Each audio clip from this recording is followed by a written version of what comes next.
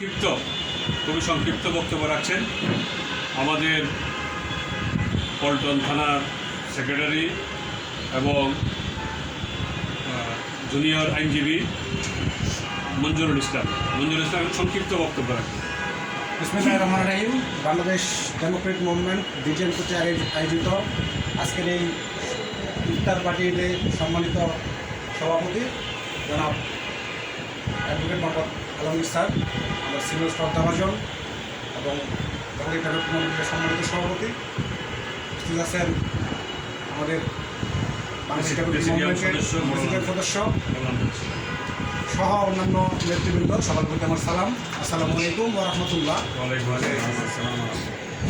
বাংলাদেশ একটি স্বৈরশাসন থেকে অবসর পেয়ে মুক্তি পেয়ে ৩৬ জুলাই আন্দোলনে গণ-অভ্যুত্থানের মধ্য দিয়ে স্বৈরাচার ফ্যাসিস্ট হাসিনা পলায়ন করেছে।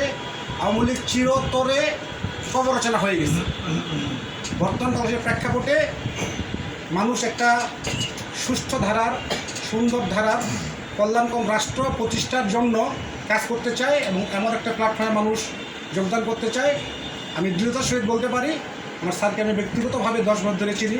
ওনার কাছে আমি জুনিয়রশিপ করি, ওনার চেম্বারে আমি দীর্ঘদিন, ওনার সাথে আমার ব্যক্তিগত সম্পর্ক, রাজনৈতিক সম্পর্ক সহ অনেক সম্পর্কের মধ্যে আমি খুব শক্ত করে বলতে পারি, মানুষ বর্তমান যে আকাঙ্ক্ষার, যে বাংলাদেশ স্বপ্ন দেখে, যে আকাঙ্ক্ষা দেখে বাংলাদেশকে যেই দেশ হিসেবে প্রতিষ্ঠিত করতে চাওয়ার জন্য কাজ করতে চায়, আমি নিশ্চিত বলতে পারি বাংলাদেশ ডেমোক্রেটিক মুভমেন্ট এমন একটি উদ্যোগ নিয়ে কল্যাণকর রাষ্ট্র প্রতিষ্ঠায় অত্যন্ত পরিশ্রম করে যাচ্ছে এবং আমি এই দলটিকে সমর্থন করার জন্য আমি সকলকেই বিরত আহ্বান জানিয়ে আমার সংক্ষিপ্ত বক্তব্য শেষ করছি। আসসালামু আলাইকুম ওয়া রাহমাতুল্লাহ।